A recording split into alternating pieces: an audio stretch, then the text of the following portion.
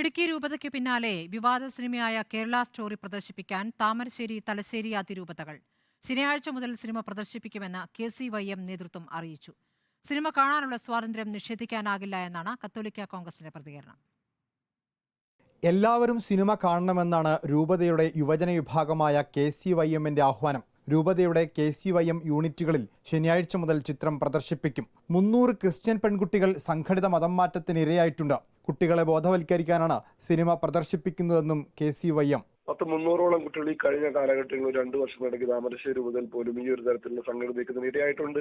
കുട്ടികൾക്ക് ഒരു ബോധവൽക്കരണം എന്ന രീതിയിലുള്ള സംഗതി കുട്ടികൾക്ക് മാത്രമല്ല ഞാൻ പറയട്ടെ പേരൻസിനും ഇതൊരു വലിയ ബോധവൽക്കരണമാണ് എന്നുള്ളത് ഒരു യാഥാർത്ഥ്യമായതുകൊണ്ടാണ് ഈ സിനിമ പകരുന്ന സന്ദേശം കുട്ടികളിലേക്ക് എത്തിക്കാൻ ഞങ്ങൾ തീരുമാനിക്കുന്നത്. സെൻസർ ബോർഡ് അംഗീകരിച്ച സിനിമ പ്രദർശിപ്പിക്കുന്നത് തടയാനാകില്ലെന്ന് കത്തോലിക്ക കോൺഗ്രസും പ്രതികരിച്ചു. ഗവൺമെന്റ് അംഗീകരിക്കപ്പെട്ട സെൻസർ ബോർഡ് വഴി വന്നിരിക്കുന്ന ഒരു സിനിമ, ആ സിനിമ പ്രദർശനത്തെ ആർക്കും ഇവിടെ അതിനെ സ്റ്റേ ചെയ്യും, അതിന് നിരോധനം ഏർപ്പെടുത്തി ചെയ്യാത്തോളം ആ സിനിമ പ്രദർശിപ്പിക്കുന്നത് നമുക്ക് എന്താ അഭിപ്രായം പറയാനാണ്. തലശ്ശേരി അതിരൂപതയിലെ KCYM നേതൃത്വവും സിനിമ പ്രദർശിപ്പിക്കാൻ ആഹ്വാനം നൽകിയിട്ടുണ്ട്.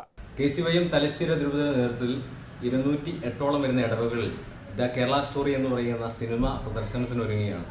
KCYM തലശ്ശേരി അതിരൂപതയുടെ നേതൃത്വത്തിൽ ഇന്ന് വൈകുന്നേരം 6:30 ചെമ്മന്തൊട്ടി ഫൊറോനാനയുടെ ആതിഥേയത്തിൽ ചെമ്മന്തൊട്ടിയിൽ വെച്ച് അതിരൂപതല പ്രദർശനം ഇന്ന് നടത്തപ്പെടുകയാണ്. അതിനുശേഷം ബാക്കി വരുന്ന നമ്മുടെ 208ഓളം വരുന്ന ഇടവകളിൽ യുവജനങ്ങളുടെ നേതൃത്വത്തിൽ ഈ പരിപാടി നടത്തപ്പെടും. കഴിഞ്ഞ ദിവസം ഇടുക്കി രൂപതയും സിനിമ പ്രദർശിപ്പിച്ചിരുന്നു. KCBC ഉൾപ്പെടെ സഭാ നേതൃത്വം ഇതുമായി ബന്ധപ്പെട്ട് പ്രതികരിച്ചിട്ടില്ല.